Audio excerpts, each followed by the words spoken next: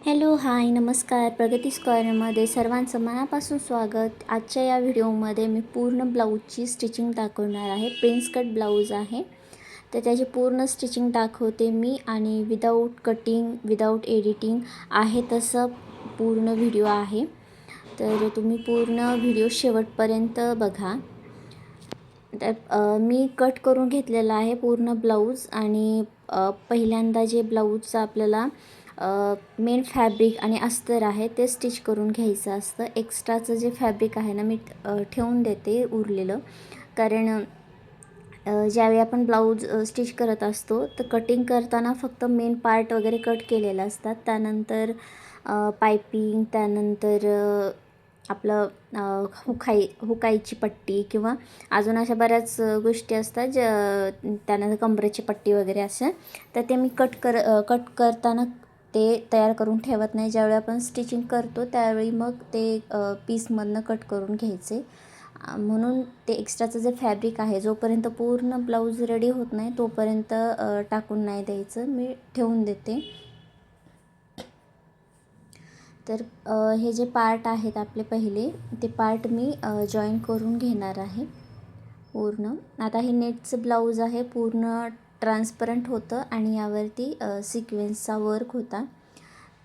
तर त्यामुळं काय होत होतं, तर मी स्टिच करताना बऱ्याच वेळा दोरा हा तुटत होता.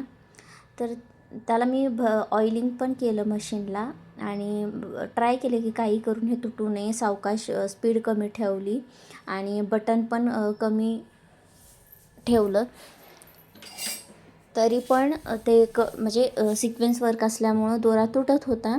तर याला काही दुसरा काही ऑप्शन आहे का? जर तुम्हाला असं माहिती असेल तर प्लीज मला सांगा कमेंट करून.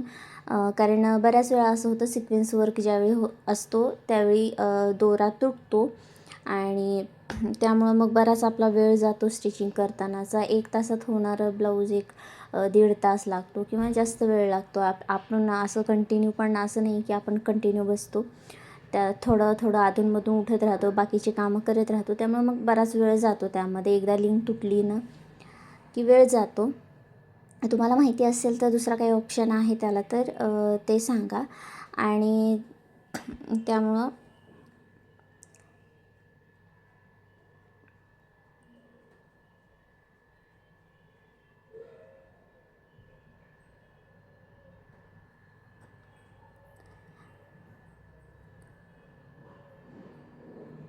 तसंही आपण अधूनमधून मशीनची क्लिनिंग केली पाहिजे आपण. कारण आपण शिलाई करत असताना बऱ्याच वेळा दोरा वगैरे त्यामध्ये अडकून बसतो, धूळ अडकून बसते आणि त्यामुळे पण असे बरेच प्रॉब्लेम होतात. कधी कधी मशीन जाम होते, चालत नाही किंवा सुई मोडते, दोरा वगैरे भरत नाही. असं मला पण एवढं सगळं जास्त काही माहिती नाही आणि आपल्याला नेमकं ज्यावेळी प्रॉब्लेम येतो मशीनला समजत नाही नेमकं कुठून प्रॉब्लेम झाला आहे. तर त्यासाठी कंटिन्यू आपलं क्लिनिंग करत राहिलेलं बरं पडतं. अधूनमधून 1-2 आठवड्याला किंवा महिन्यातनं एकदा क्लिनिंग करायला पाहिजे. न मीही करते क्लिनिंग, ऑइलिंग वगैरे करून क्लीन करून घेते. आणि बॉबिनच्या खाली जे सेटलच्या खालचा जो पार्ट असतो ना तिथं खूप जास्त घाण साठते, धूळ वगैरे. आणि ऑइलिंग केलेलं असतं आपण त्यामुळं पण जास्त धूळ चिकटत असणार आहे आणि यामुळं सगळं काय होतं, खराब होतं. माझी मागच्या वेळी मशीन बंद पडली होती. काय प्रॉब्लेम झाला मला नाही समजत. म्हणजे बरेच दिवस माझे 10 दिवस काहीतरी त्यामध्ये गेले. मला समजत नव्हतं. मी स्टिच करायला लागली, एकदम हलका जरी कपडा असला ना तरी मशीन दोरा तोडत होती. मग मी दोरे बदलून बघितलं तरी ते नाही झालं. त्यानंतर मी म्हटलं की चला बरेच दिवस पडून राहिल्यामुळं दोरे एखाद्या वेळी खराब झाले असतील म्हणून मी दोरे बदलून बघितले तरी तोच प्रॉब्लेम येत होता. त्यानंतर आपला जो नंबर असतो मशीनचा सुईचा तो मी कमी जास्त करून बघितला. अगदी कमी ठेवून पण बघितला तरी प्रॉब्लेम येत होता, अगदी जास्त ठेवून बघितलं तरी प्रॉब्लेम येत होता. त्यानंतर ऑइलिंग केली, सगळ्या मशीनची क्लिनिंग केली तरी हा प्रॉब्लेम येतच होता. मग मी थांबवलं की चला आता आपल्याला काही ऑप्शन नाही, आपल्याला आता जायलाच लागणार आहे रिपेरिंगसाठी. आणि मग तरी त्यानंतर मग म्हटलं की चला थांबूया.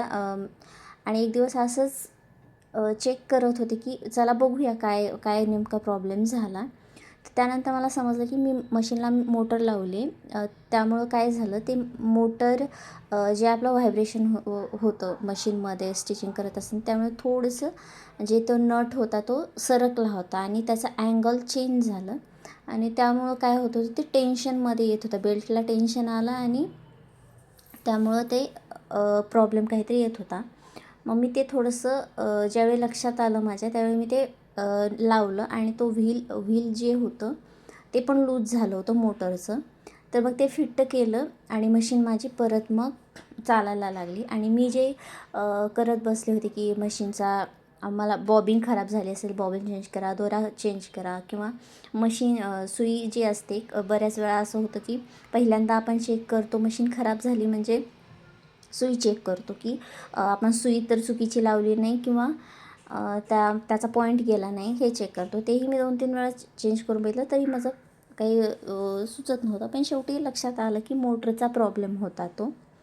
त्यानंतर काही दिवस माझी मशीन चालली आणि त्याच्यानंतर अचानक काय झालं की मोटरचे जो बेल्ट होता तो पूर्ण बेल्ट निघाला आणि मशीन बंद पडली. मग आता त्याची अरेंजमेंट अशी असते की आपण वरतून बेल्ट नाही लावू शकत त्याला. तर मग त्यासाठीही मी खूप वेळा ट्राय केलं की हे बेल्ट कसा लावावा.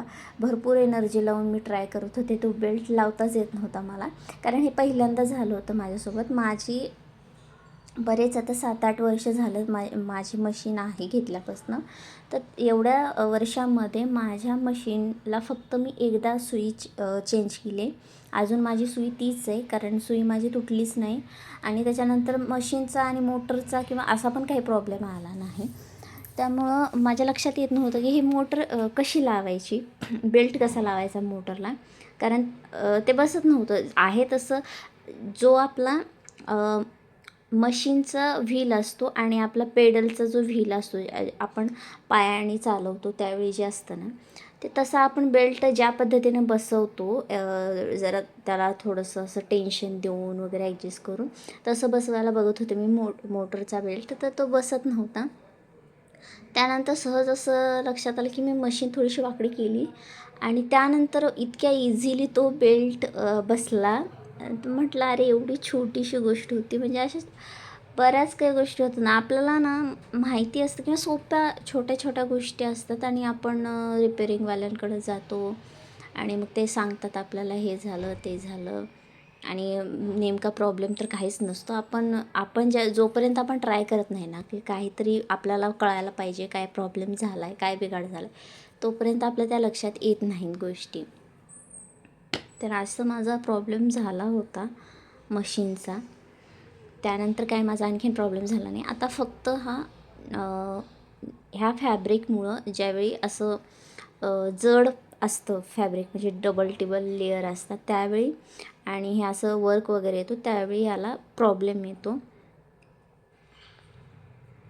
बघा मी जो आपला पार्ट असतो ना, फ्रंट पार्ट जोडून घेतला आहे आणि एक्स्ट्राचे जे पण फॅब्रिक आहे ते मी कट करून टाकते. कटिंग करताना मी कधीही जे आपलं मेन फॅब्रिक असतं ना ते मी एक्स्ट्रा ठेवते आणि अस्तर असतं ते प्रॉपर मेजरमेंटनुसार कट केलेलं असतं. मेन फॅब्रिक यासाठी मी एक्स्ट्रा ठेवते, कारण काय होतं, आपण ज्यावेळेस स्टिचिंग करतो त्यावेळी कधीतरी आपला कपडा खेचला जातो, कारण वेगवेगळ्या शेपमध्ये तो कट केलेला असतो.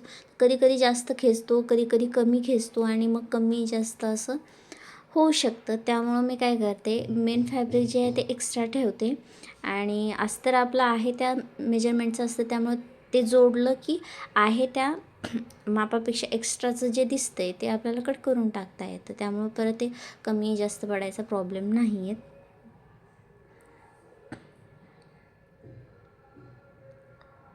आणि असे दुसरे पण माझ्या चॅनलवरती बरेच व्हिडिओ आहेत, म्हणजे स्टिचिंगचे. 4 टक्सचे पण स्टिचिंगचा व्हिडिओ आहे पूर्ण. त्यानंतर कटोरी ब्लाऊजचा आहे स्टिचिंगचा. कटिंगचा पण व्हिडिओ मी 1-2 टाकले आहे. जास्त मला ते शूट करताना जमत नाही, कारण आहे थोडंसं प्रॉब्लेम आहे मला ते कटिंगचं वगैरे शूट करायला. तर तेही मी काही दिवसात करणार आहे. कारण मला तशा कमेंट आल्या, मला रिक्वेस्ट आली होती माझ्या फ्रेंडची की मला कटिंगचा व्हिडिओ टाक, मला पाहिजे कसं कटिंग वगैरे करायचं. तर तेही मी टाकणार आहे, पण त्याला थोडासा वेळ लागेल.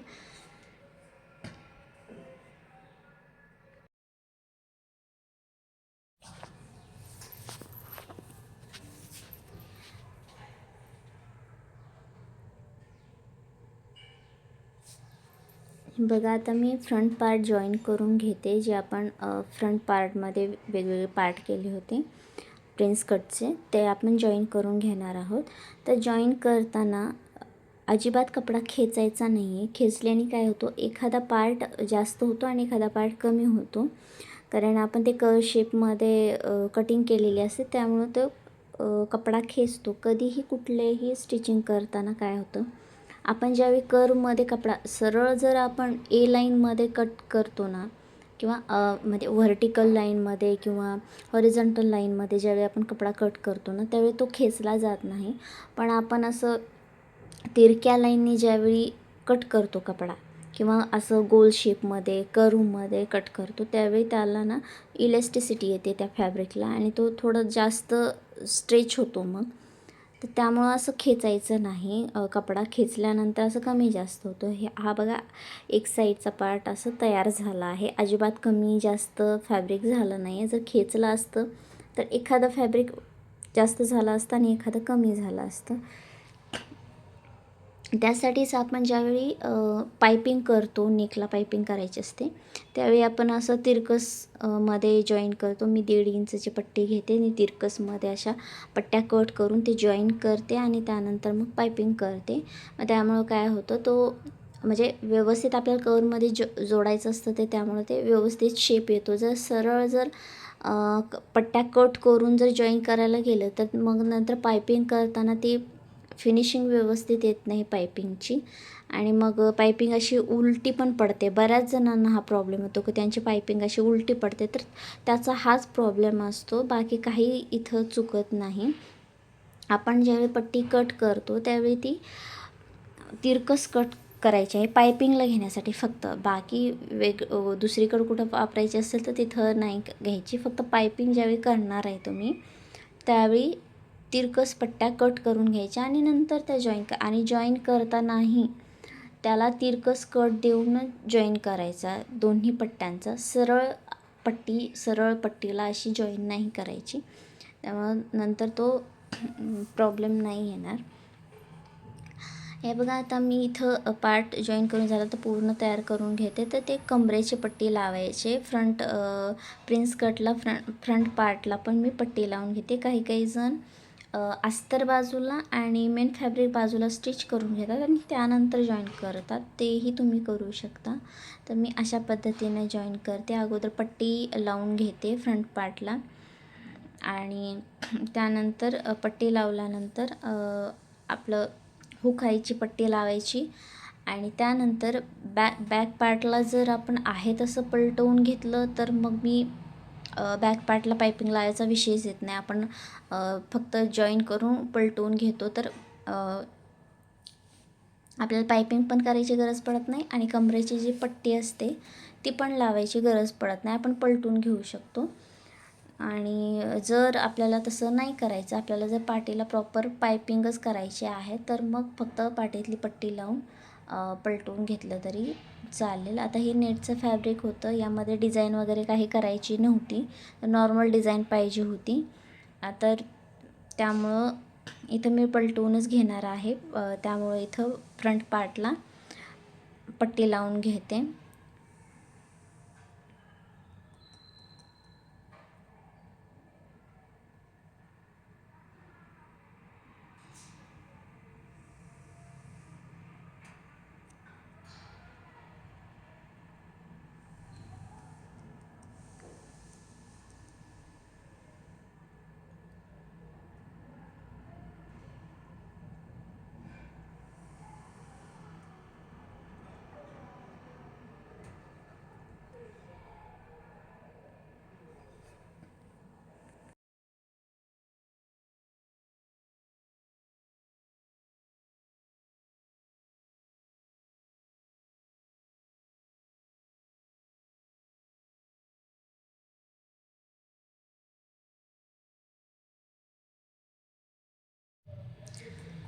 तर इथं मला पट्टी जॉईन करायची आहे, हुकायची पट्टी. तर मी असंच मेजर करून घेतलं, म्हणजे अंदाजे मी घेते आणि एक अर्धा इंच एक्स्ट्रा ठेवते, कारण ते फोल्ड करताना खालच्या साईडनी जातं. हुक आणि आईची पट्टी, दोन्ही पट्टे मी एक 3ची आणि 2.5ची पट्टी काढते. हुकसाठी 2.5ची पट्टी आणि आईसाठी 3ची पट्टी मी इथं करते. तुम्ही कमी जास्त घेऊ शकता. आता प्रत्येकाचं काय असतं, ते स्टिचिंग करायची पद्धत पण वेगळी असते आणि कटिंग करायची पद्धत पण वेगळी असते.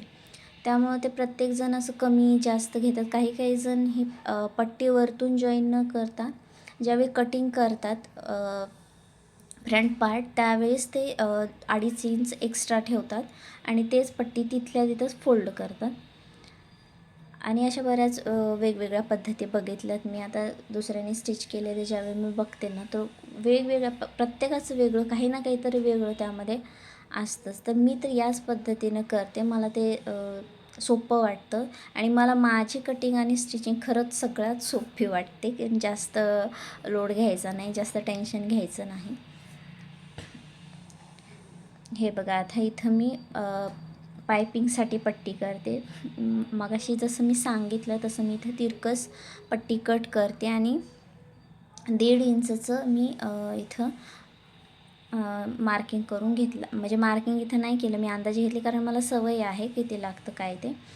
तर तुम्ही 1.5 इंचची मार्किंग करून पायपिंग, जर माझ्या पद्धतीनं जर पायपिंग करणार असाल तर तुम्ही 1.5 इंचची मार्किंग करून तुम्ही पट्टी कट करा.